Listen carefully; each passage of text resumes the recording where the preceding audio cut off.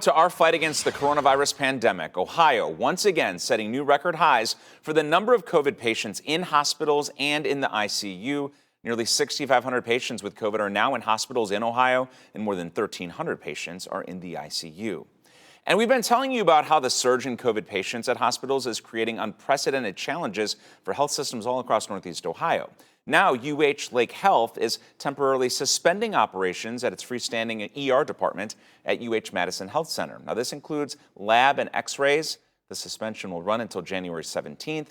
According to officials there, this is due to staffing needs at other hospitals.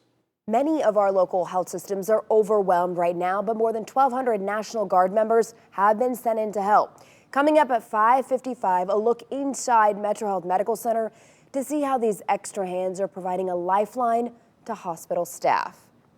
The push to block the federal vaccine mandate for private businesses with more than 100 employees kicked up now to the Supreme Court. Tonight, I have the untold story of what opponents say we will all experience if it's enforced, and the key role our state will play when the justices hear the case this Friday.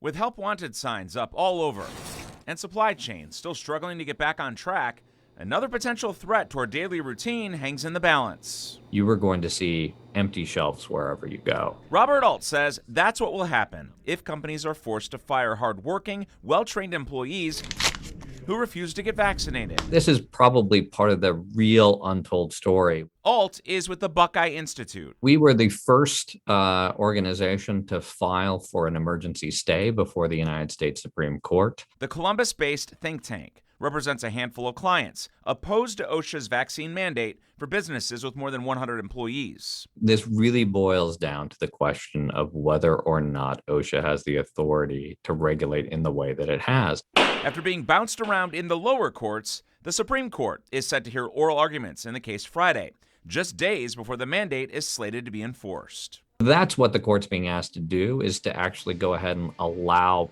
businesses and individuals to keep on acting the way they have until it's clear that this is a lawful regulation. As for any precedents to fall back on from previous cases, Sharona Hoffman, professor of law and bioethics at Case Western, tells me there really is none.